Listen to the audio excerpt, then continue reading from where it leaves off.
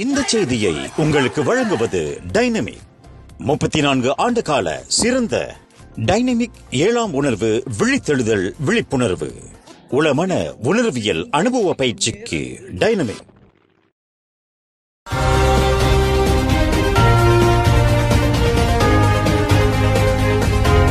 வணக்கம். திசைகளின் 5 மணி செய்திகள். மனைவியின் காதலனை கொலை செய்ததாக இந்திய ஆடவர் மீது குற்றச்சாட்டு. தனது மனைவியின் காதலனை கொலை செய்ததாக ஓர் இந்திய ஆடவர் தலோஇந்தான் மேஜிஸ்ட்ரேட் நீதிமன்றத்தில் இன்று குற்றஞ்சாட்டப்பட்டார். டி தனபாலன் என்ற 42 வயதுடைய அந்த நபர் மேஜிஸ்ட்ரேட் தி அஸ்வினி முன்னிலையில் நிறுத்தப்பட்டு அவருக்கு எதிரான கொலை குற்றச்சாட்டு வாசிக்கப்பட்டது. கடந்த ஏப்ரல் 5ஆம் தேதி மாலை 6:30 மணிக்கும் இரவு 8 மணிக்கும் இடைப்பட்ட நேரத்தில் ஹிலிர்பேரா மாவட்டத்திற்கு உட்பட்ட லங்கப் ஜலந்தாமன் டத்தோ நஸ்ரி லங்கப் என்ற இடத்தில் சாலையோரத்தில் 32 வயது எஸ் சுந்தர்ராஜ் என்பவரை தனபாலன் கொலை செய்ததாக குற்றச்சாட்டில் தெரிவிக்கப்பட்டது. குற்றவாளி என்று நிரூபிக்கப்பட்டால் கூடியபட்சம் 40 ஆண்டுகள் சிறை மற்றும் 12 பிறம்படி தண்டனை விதிக்க வகை செய்யும் குற்றவியல் சட்டம் 302 பிரிவின் கீழ் ஒரு தொழிற்சாலை பணியாளரான தனபாலன் குற்றச்சாட்டை எதிர்நோக்கியுள்ளார். இவ்வழக்கு விசாரணை ஈப்போ உயர் நீதிமன்றத்திற்கு மாற்றப்படுவதால் குற்றஞ்சாட்டப்பட்ட தனபாலனிடம் எந்த ஒரு வாக்குமூலமும் பதிவு செய்யப்படவில்லை. தவிர இக்கொலை தொடர்பில் தடயவியல் மற்றும் ரசாயன அறிக்கை இன்னும் கிடைக்காததால் இவ்வழக்கு விசாரணை வரும் மே 15ஆம் தேதிக்கு ஒத்திவைப்பதற்கு மேஜிஸ்ட்ரேட் அஸ்வினி அனுமதி அளித்தார்.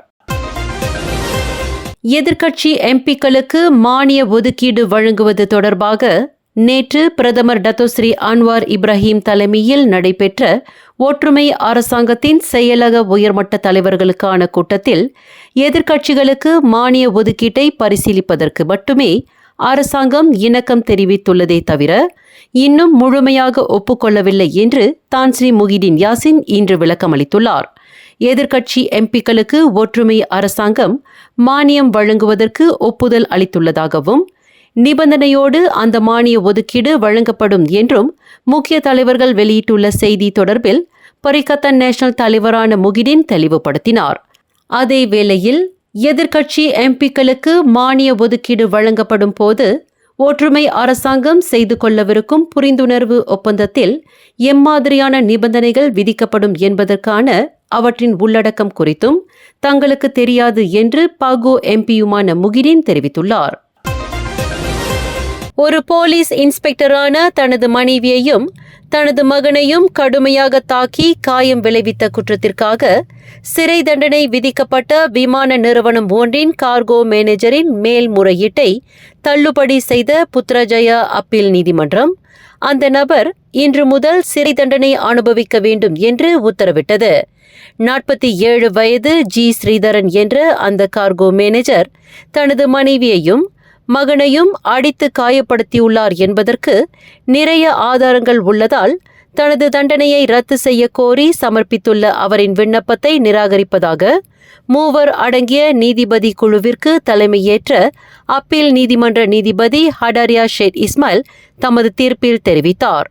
ஜி ஸ்ரீதரன் கடந்த 2016ஆம் ஆண்டு ஜூன் 23ஆம் தேதி இரவு 8:30 மணியளவில் சப்பாங்கில் உள்ள தனது வீட்டில் ஒரு போலீஸ் இன்ஸ்பெக்டரான ஏ கோகிலவாணி என்பவரையும் அவரின் 24 வயது மகன் விசால்ராஜ் என்பவரையும் தாக்கி காயம் விளைவித்ததாக குற்றச்சாட்டப்பட்டிருந்தார். மேஜிஸ்ட்ரேட் நீதிமன்றத்தில் குற்றம் சுமத்தப்பட்ட ஸ்ரீதரன் விசாரணைக்கு பின்னர் விடுதலை செய்யப்பட்ட போதிலும் உயர் நீதிமன்றம் அவருக்கு 2 ஆண்டு 6 மாத காலம் சிறை தண்டனையை விதித்தது. மனைவி கோகிலவாணிக்கு காயம் விளைவித்ததற்காக 2 ஆண்டு சிறையும் மகன் விசால்ராஜுக்கு காயம் விளைவித்ததற்கு 6 மாத சிறை தண்டனையும் வழங்கியது. இத்தண்டனையை எதிர்த்து ஸ்ரீதரன் செய்து கொண்ட மேல்முறையீட்டை இன்று அப்பீல் நீதிமன்றம் தள்ளுபடி செய்ததால் அவரை பிடித்து சிறையில் அடைக்க பிடிவாரண்ட் உத்தரவை பிறப்பித்தது.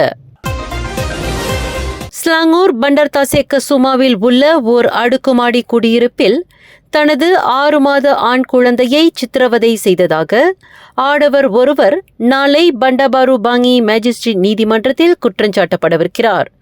கைது செய்யப்பட்ட 25 வயது அவ்வாடவர் வருகின்ற ஏப்ரல் 22ஆம் தேதி வரையில் 7 நாட்கள் தடுப்பு காவலில் வைக்கப்பட்டு வரும் வேளையில் நாளை நீதிமன்றத்தில் குற்றஞ்சாட்டப்பட உள்ளதாக காஜாங் போலீஸ் துணைத் தலைவர் சூப்பரிண்டென்டென்ட் முகமது நாசிர் ரமான் தெரிவித்தார். குற்றம் என்று நிரூபிக்கப்பட்டால் மரண தண்டனை விதிக்க வகை செய்யும் குற்றவியல் சட்டம் 302 பிரிவின் கீழ் அவ்வாடவர் குற்றஞ்சாட்டப்படுவார் என்று முகமது நாசிர் இன்று ஓர் அறிக்கையில் கூறினார். கடந்த திங்கட்கிழமை தனது கை குழந்தையை தலையில் தாக்கி மரணத்தை விளைவித்ததாகவும் விசாரணையில் அந்த ஆடவர் போதைப்பொருள் உட்கொண்டிருந்ததாகவும் முன்னதாக ஊடகங்களில் செய்தி வெளியிடப்பட்டிருந்தன. அல்லாஹ் சொல் கொண்ட காலுறைகளை விற்பனை செய்த சம்பவத்தை குறித்து அவதூறான கருத்துக்களை வெளியிட்ட டெக்னீஷியன் ஒருவருக்கு விதித்திருந்த தீர்ப்பை உயர் நீதிமன்றம் இன்று ரத்து செய்துள்ளது.